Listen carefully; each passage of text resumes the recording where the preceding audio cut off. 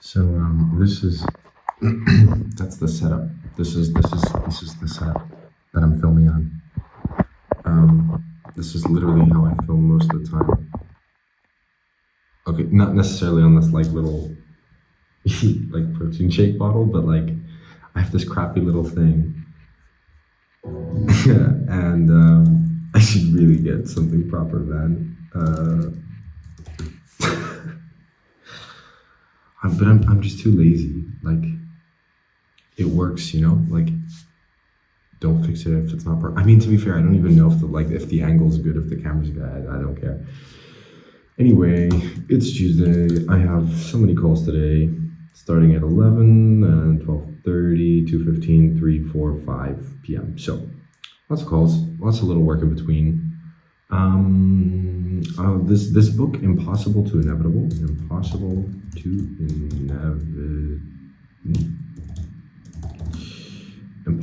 who's it by? I haven't even paid any attention. How Impossible to Inevitable, How SaaS and Other Hypergrowth Companies Create Predictable Revenue. And it's by Aaron Ross. Honestly, really good book so far. Like I haven't even read most of it, but it's got me thinking a lot and reflecting a lot about what am I really focused on and what am I the best in the world at solving, right? Like you get rewarded for the problems that you solve that companies are not otherwise solving. And yeah, it's just been a lot of thinking, which has been really nice. I have a lot of little tasks to do today.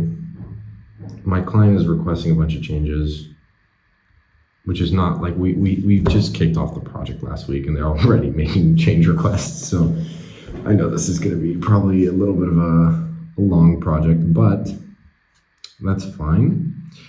What do I have to do today? Oh, I gotta throw together a technical proposal. I'll record some videos. I need to buy Huel, which I've put off for so long, but I'm just gonna buy it. QuickBooks, BLE stuff. So I gotta do. Okay, this is gonna be a bit hard to do everything, but I'll give it a try. I'll give it a try. Historical UTM stuff and BLE. Wow, I really didn't do that much on Monday. Yeah.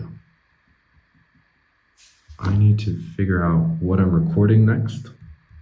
And I don't mean these. Wait, first I should look at tripods. I feel like that would be a good call. But I'm kind of, I don't know, kind of lazy. Oh, wait, this actually looks promising.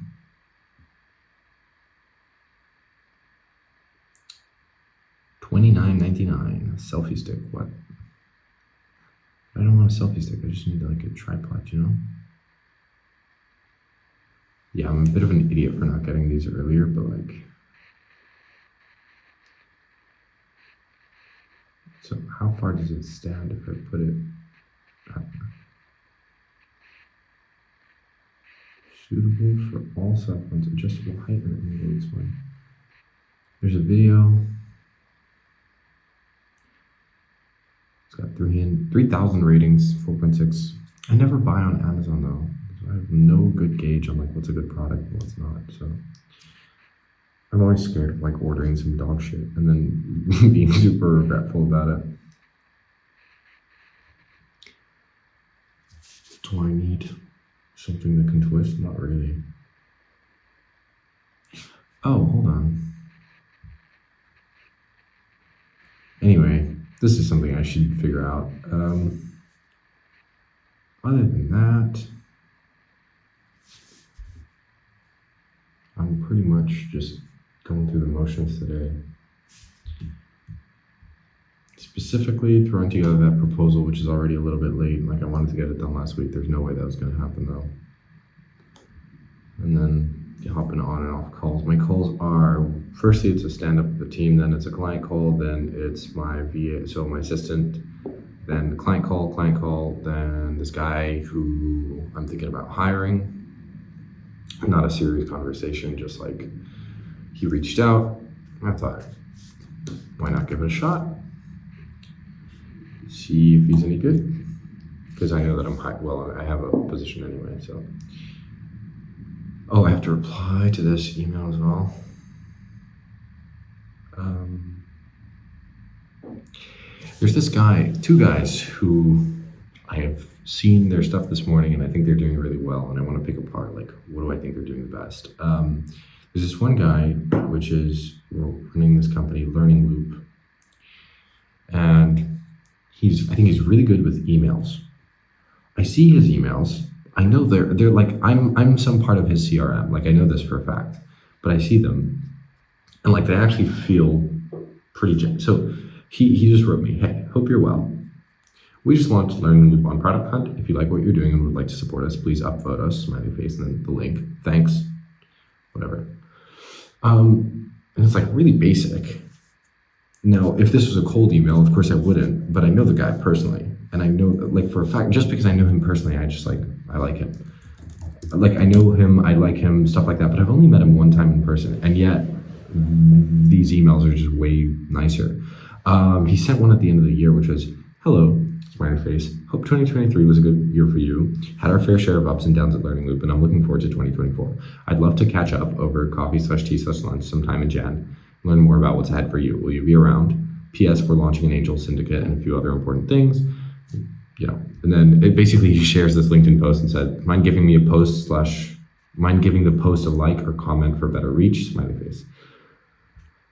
And like, I mean, I know for a fact that's just some automated email. Like, it doesn't take a genius to figure it out, but like, I don't know. It's like, I know he's writing it. I know this is what he sounds like. I know he's a really chill guy, and he replies to them personally. So like, I think that's just an example. I think he's good at the automated email, and not making it feel like I'm just a part of some like sales system. I like that. Even though my name might not have crossed his mind the whole time he was writing it. And then there's this other guy who I saw his post on LinkedIn. This guy building coffee without coffee. Really cool stuff, by the way. I can't remember. What's this company name? Yeah, it's Prefer. Basically, they make coffee out of spent barley. So the idea is that coffee prices fluctuate because of the climate, and that causes, obviously, like, coffee prices fluctuating means coffee shops don't, like, it's harder for them to have predictable revenue, stuff like that. This guy making it with spent barley can keep his costs fixed, and like, if he can make the cost competitive compared to real coffee, then it's really quite beneficial because he can secure long-term contracts at a fixed price, where obviously coffee manufacturers, like the producers, can't because of the climate. And he's got 2.7K followers on LinkedIn. And he's a really good, I think he's a really good salesman and marketer. He's got, all the whole like charisma thing, whatever. But so he's just had an event in Singapore at this club, 1880, which my first client took me there a couple times. He was a member. And it's this private members club that's relatively known. Not, I don't think it's the fanciest, but it's a really nice one. And he hosted there was some event there, and they were serving espresso martinis made with his bean-free coffee. 2 weeks ago, he had some weekend event, bean-free coffee at the Flavors of Tomorrow, whatever. I mean, I just think this guy's good at, like, the marketing, good at they've got a video. At Prefer, we make coffee without using coffee. That's him. Due to climate change, 50% of the land that grows coffee today will not be able to by 2050. In that same time period, demand for coffee is expected to rise by 3. See, I think like what he just did nails it in one sentence. Coffee production is getting harder. Demand for coffee is increasing. We have the solution. Like, it's as simple as that. And then his chief tech officer is like this guy who's really good at fermentation, and he produces a bunch of. He basically just got really into kombucha because he felt like it. And then these guys got together and they were like, "What if we could make coffee?" It works, like they made it work. We're here to solve that problem. Like, I actually think this company. Reverse engineer the key aroma molecules. Are you kidding? Like, that sounds epic. I think this is just a really good company. I think they're going to go somewhere. What do I think he does particularly well? I don't know. I think their product is good. I think they've pinpointed a problem, and they solve it. And I know they have proprietary tech. They just have a lot of those key ingredients. And I think but they've stuck to it. Like they've stuck to one problem, and I'm sure there are so many challenges that you don't see from this. Which things are going well and all, but sometimes regulatory stuff can be a huge issue, especially in the food space. Like, how do you get your coffee to sell on supermarket shelves if the government doesn't approve of your weird coffee product that's not really coffee, so they don't know how to categorize it. There's all kinds of ifs and buts, but I think fundamentally they do interesting stuff, and they solve a real problem. And I think he nails that problem statement really, really well. And I think that has given him a lot of progress. And also he's really good at managing contacts, stuff like that. So both people who I think can learn from. But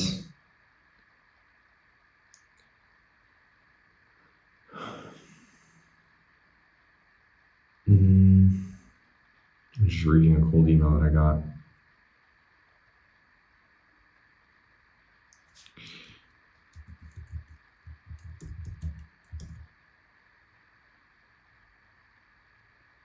planetlarge.com. I think the people side of things is so incredibly important. Learning how to manage those relationships, and that's something I want to get better at and stuff like that, and become more memorable. I think Sina's regular emails are super, super nice. I think turning email into my main form of communication would be probably a good thing. I don't know. I think Sina does it super well.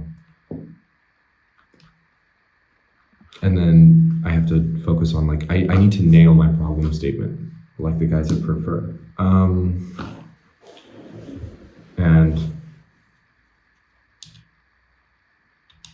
yeah, I think if I focus on that, I'll be able to unlock some kind of new progress. And specifically, I know that there is some stuff brewing in my head, which is I run a development agency, right? But I'm perfectly aware that development's not going to be the same thing it is today in 5-10 years. It's totally going to be dominated by obviously AI and automated tools. Now, I think there's still a human side to that innovation. And I don't want to get into the whole AI doomsday conversation, but I know that development's going to move toward AI being able to do more and more stuff for you. But, in the meantime, it's I think there's a lot of opportunity. I don't know. And I want to be the best guys at doing, for example, let's start with React and Node, because that's the stuff that we're the best at right now. And so we're just going to be okay, we don't think anybody should need to lag behind their timeline, because we believe that it should be a really intuitive and fast process. We have the technology to make it insanely fast. So that's just what we do. I want to go down that route, but yeah, it's not easy. I have to find how to nail that problem statement, and then you can create a hyper growth company. But until then, I'm not ready for that. I'm not at that point yet. Yeah, the thing that the book Impossible to Inevitable pointed out, and I think is spot on, is if you do a custom services agency, you can scale to 1 to 10 million, and that's usually when you hit a plateau.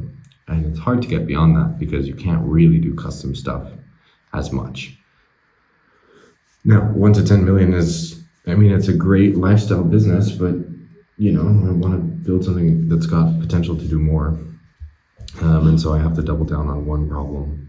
And it's not the easiest, especially coming from obviously the services space, and my entire business banks on solving different kinds of problems, but I have to double down on one and then just focus on the key customers. But yeah, so that's a goal that I have, and one that I would like to, I've got a bunch of projects ongoing, which vaguely, I mean, they fit in a little bit to the picture, but not totally. And so now I have to like kind of pinpoint a couple prospects and go after them super aggressively. So like send Loom videos, like hyper personalized, not outreach to 5,000 people, just do a couple people and test that thesis. And then I also want to test that offer with a newsletter, put it in front of enough eyeballs. And if the offer gets traction, that means we're solving something. And if it doesn't, then it's like very clear. Obviously, the issue is not the newsletter or whatever. It's just that it's not solving enough of a pain point. So I want to test a couple offers, but obviously I need budget for that because I want to throw it out in newsletters. I want to put it in front of more eyeballs, and I want to put it in front of like the readers that we need. Yeah, I mean, there's a number of ways to test these things. But I think I have to come up with like one offer, test it, try it, see if it gets traction, and if it doesn't, move on to the next. But I have to keep trialing off different offers and see, like find a problem that I can effectively solve super, super well, and then scale that. Rather than, yeah, but at the same time, I have to always keep in mind that principle of like, could I sleep easy knowing all of my customers will stay with me? So service always has to be outstanding, product always has to be outstanding. So I'm keeping that in mind with the whole, like, I need to find something that's scalable. I don't think you have to do everything that's scalable from the start, but you have to find a product, like one specific problem that you solve. And I think I'm still on the way to finding that. So yeah, making time. Well, that was my little, I have like a little daily alarm thing that just goes off when, like 3 minutes before my daily call. Let's see if this stands. It does. So that's my cue to leave. But yeah, finding time to think about that stuff in terms of like, how do I develop that offer? How do I, like all of these things, probably the hardest part. Because there's always so much, like on a day-to-day basis, there's just a million other things going on. Like my to-do list consistently has over like 10 items. And then like, you know, usually I don't do all of them in one day, but like, just you have to go through the daily motions and stuff like that, but then you also have to keep this stuff in mind. And I think, yeah, I got to figure out like more and more ways to get this stuff off my plate. So operations, day-to-day motions has to get off my plate, and it still has to be as amazing as if I were doing it. So I have to put in like systems in place. Yeah, and then I can focus on the rest and like the new offers, stuff like that, testing that. But you got to run around. I like Alex Hormozy has such a nice quote on this, but it's basically like at the start, you look around for other people to help you and you're like, fuck, there's nobody else. It's just me again. And that's kind of the situation that I'm in, where like, yeah, nobody's going to be as invested in the quality of my stuff as me. And it's just, I got to figure it out. So yeah, gonna keep going, like having to make sure that I make time to make the kind of offer, brainstorm, stuff like that, and then testing it, trialing it, making sure I push that forward, I think is really important. I think I might throw this out onto my assistant's plate and then have her also make sure we stick to the timelines and stuff. So, but I don't know. Well, yeah, just everything in due time, as long as you don't let things slip through the cracks. Like that's the biggest thing. Just don't let stuff slip through the cracks, because that's how you die a slow death. And client satisfaction always has to be first and foremost. And then if you want to grow, you can't let that stuff go through the cracks, right? Because obviously you won't make any progress if you don't put time into it. Anyway, I'm gonna hop on call. And I will I'll probably record some more later after the calls. Yeah, that's the plan. So it's, what time is it? This is working. Anyway, it is what time is it? It's 3:38. I've got my next call at 4. One of my calls is canceled.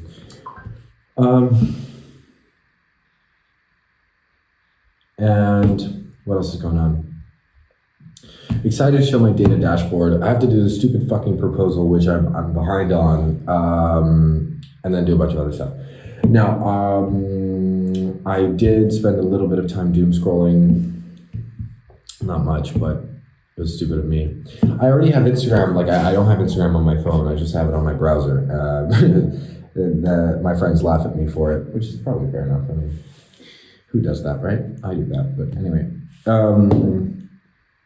And there's this guy who's he's doing like, there's one guy who's like making 100K in 30 days, and there's another one who's like, day whatever of making 100 grand a month. Then there's another guy who's like making 10K a month in 30, all this shit. And I fucking hate it. Like, it just, I don't know. I think it puts so much unnecessary, like, I think it puts more pressure on the timeline, and has people just worried about making money rather than actually building a good business, which is how you go about making that kind of money, that kind of money. And I think, like, I don't know, like, you see the guys who, I think the largest billionaires and stuff like that. I mean, obviously they want to make money as well, but that's not like, there's just so many other fundamentals, and I think rarely were any of them like making $1 billion in 5 years. Like, nobody, like, you might have those goals and that's fine. And I think from the perspective of like goal setting, you can argue that you make a case. You want to put a time restriction, right? You want to see if you can do it, and you want to prove to people that it's possible. Is it possible to go from 0 to 10K a month in 30 days? Yeah, it is. But like, I think making that the primary goal takes away so much attention from the stuff that you should actually be looking at. And I see this especially in kind of my kind of cohort of founders, right? Which is like young people, maybe they're in college, maybe they didn't go to college like me. And they're so worried about like meeting these numbers and then posting on social and being like, oh, I did this in 30K, this in 30 days, whatever. But I think it's so misleading. I think social media has, the number of like how to make 10K in a month videos, like, obviously blew up. And so now everybody and their grandma is trying to do a 30-day challenge, whatever. And I just think it's incredibly stupid. I think like trying to think like that doesn't make any sense. I think you should think in terms of longevity, right? In terms of like, what can you sustain for the rest of your life? Because otherwise, what's the point? Like, I enjoyed doing this business. Do I want to get to 100 grand a month? Yeah, absolutely. Am I there? No.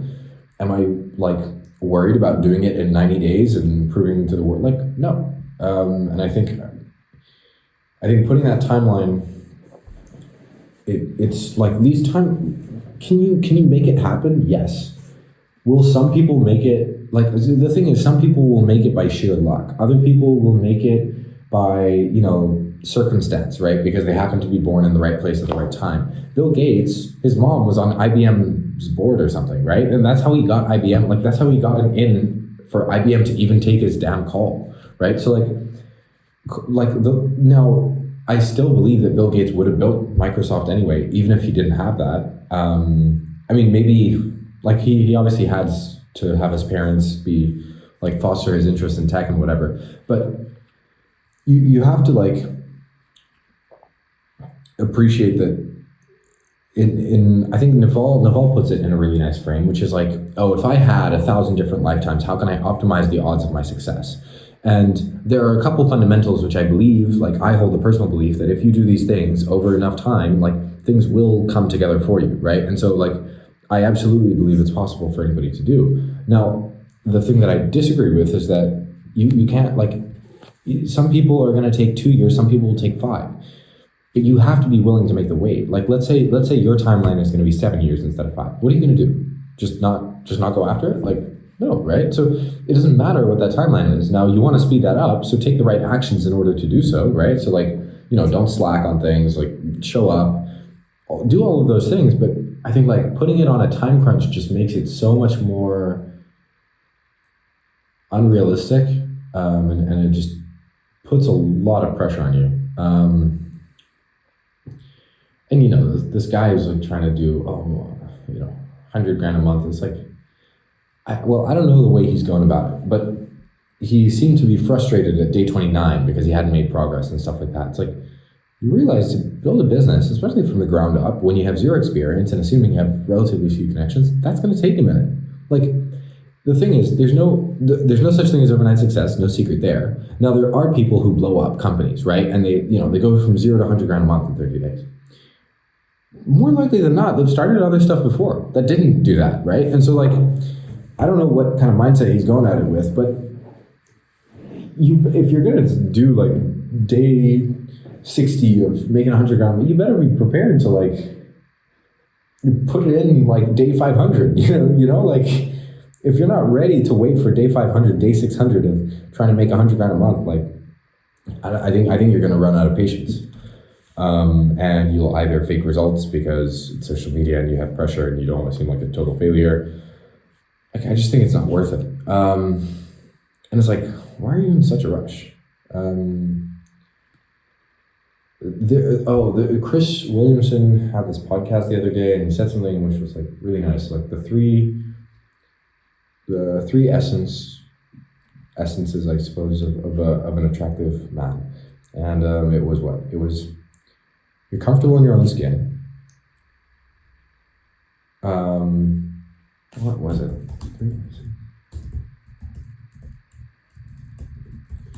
Chris Williamson.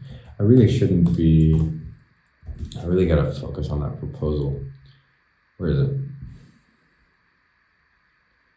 I have the clip right here, so Alex from Music. I love these two. These two are like... The essence of an attractive man Oh. is comfortably. Yeah. Yeah, exactly. So, if you didn't catch that, essences are comfortable in your own skin, you know where you're going, and you're having fun while you're going there. Having fun while you're going there is part of it. And just being comfortable. It's like, be comfortable in the fact that there's some guy who did it better than you. That's literally gonna be a fact. And the thing is, like, let's say you make it at a really young age. There's gonna be some kid who's younger than you who's gonna do it before you. Because that's how life works. People get better. People learn. The internet like made that possible. It opened all these doors. And so, if you're so caught up in trying to be the number one guy, like you're not going to be comfortable in your own skin. You're going to be insecure, and you're not going to have fun. Like, I think I really like that last point, because I think most people neglect it. But like, part of being an attractive person is also not being just a total asshole all the time.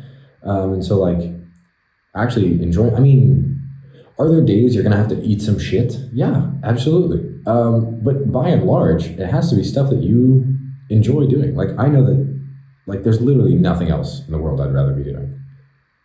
For a fact, really, I have the options, right? But I don't. Like, I don't want to do anything else. Despite having the options. I think, like, I don't know. I really dislike the whole social media, like, do everything in a 90-day period. Because if it's longer than 90 days, God forbid. Because, it's like, everything is so boiled down to, like, instant gratification. It really sucks. Anyhow.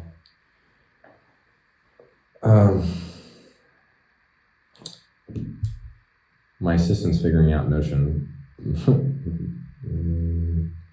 She's got some stuff to learn. I need to do, what am I working on? The client is requesting totally out of scope stuff for one of the projects that we're on. I need to find time to make this proposal and this other one for next week. And in the meantime, stay on top of everything. And fulfillment's a bit of we're stretched thin right now. We need a new dev soon.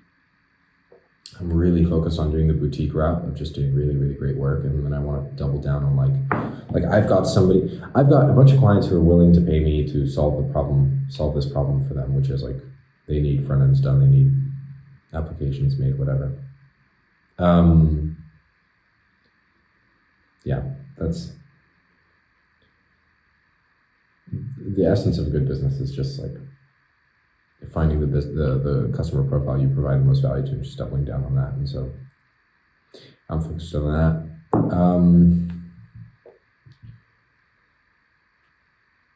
I think the things that you have to focus on and visualize, whatever you want to call it, are going to be it's the process to get there. Like, what does $100,000 a month company do?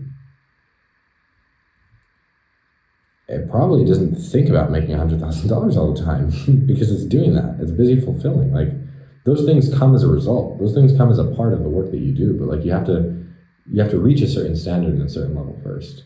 And I know, like, and I think for a lot of people, it's a harsh reality to face. But it's like, if your business is not making the money that you want, it's because you're not as useful as you think you are, or you're just not as useful as you'd like to be to other people. If you were, you'd make that kind of money. That can be a distribution problem. It can be a product problem. I'm not saying what problem you have. I'm just saying, like, objectively, if you're not at that level, it's because you're not providing enough value to the right people. Full stop. Now, how to go about fixing that? A million different ways, you know? But yeah, I think there's a lot of value in just letting go of your own ego and just kind of putting blinders. I think part of letting go of your ego means putting blinders onto the whole 30 days challenge thing. I don't like those things. I think, like, what's the point of doing things? I mean, if you're running a small experiment, you want to see for experimentation's sake, because you find it funny or you find it interesting, sure, do something for 30 days. But otherwise, what's the point if you can't do it for the rest of your life? Do you want to be in shape for 30 days or for the rest of your life? Do you want to feel great for 30 days or for the rest of your life? Look, that's the point. And I use that frame of mind a lot of the time. Anyway, I'm gonna get to work. Well, I don't really have much time. I'd probably maybe get started on the proposal. Get a feel for how I'm gonna write this thing out, because honestly, I have no idea. I don't usually make these kinds of proposals. And then I'm gonna hop on call in 10 minutes. So that's it. Shit. Okay. It's fucking raining. I'm walking my dog. It's raining. It's shit. I just had a call with this guy, who I'm like is a candidate for the front end role. It's funny because I want to record this and I want to make this stuff public, but at the same time, I realize I can't talk about just anything on here, because potentially, obviously, things like my decisions about hiring, I can only explain retrospectively, or I can just record them now and then release them later. I don't know. Anyway, what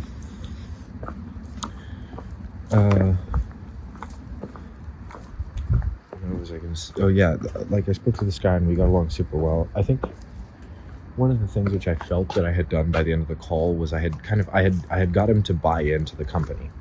And what I mean by that is, like, I explained our philosophy, our commitment to excellence, just the way we work, and I think he seemed quite excited about the opportunity. Like if there's the opportunity between me and another company and we pay the same salary, or the other company pays a little bit higher, like, I think he might actually go with us. And I think that's a really useful skill to have. And I was just having this thought, like, I think learning to, I don't know if seduce is the right word, but, like, say it is, right? Like, learning to seduce people is what I mean by that is, like, getting people to buy into to you as a person, to buy into their relationship with you, to like you, for you to become somebody who they value and stuff like that. They respect one of some worthwhile skills I have felt, like, because I learned about that kind of stuff,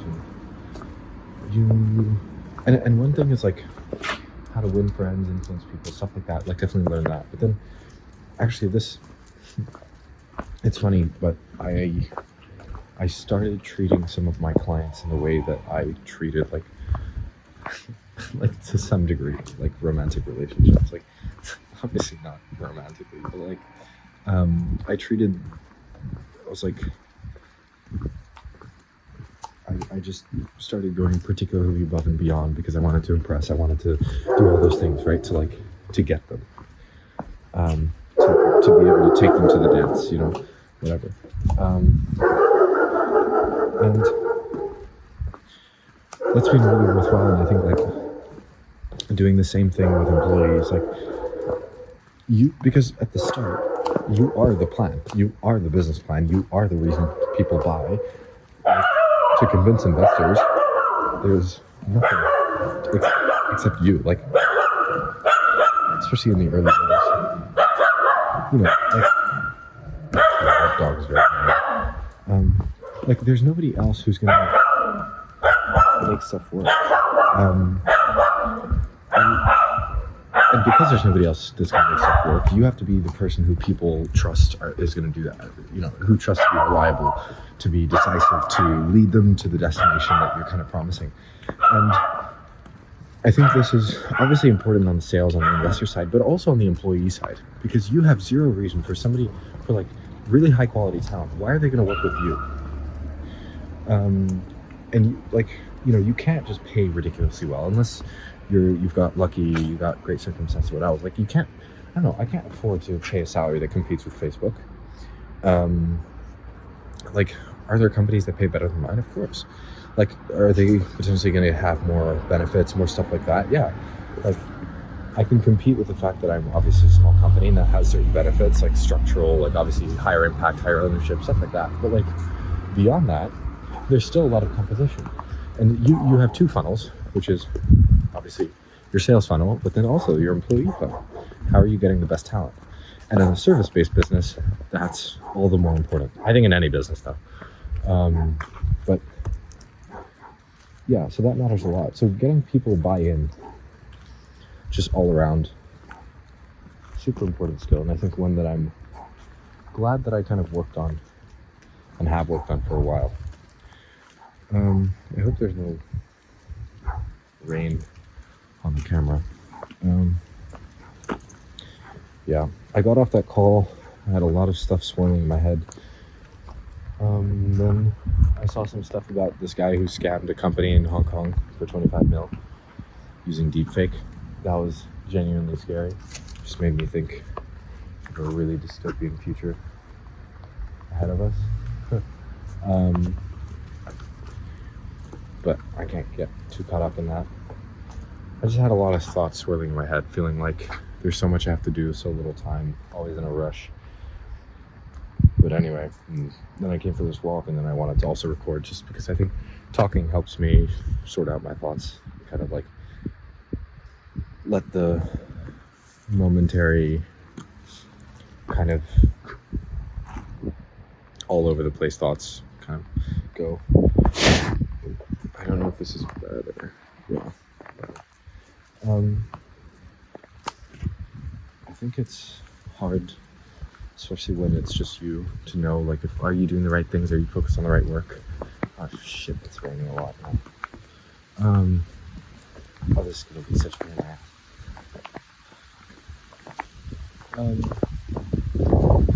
Yeah, I think I have to like keep that fulfillment in mind, do the best job, do the fundamentals, and then I'm not gonna lie, I have some anxiety about launching the offers and newsletters and PR campaigns because like I'm genuinely quite worried that it'll totally fail and flop, and that's a large possibility, and that really sucks. But like I want to get past some, itty bitty tiny boutique shop, right? I want to grow past that.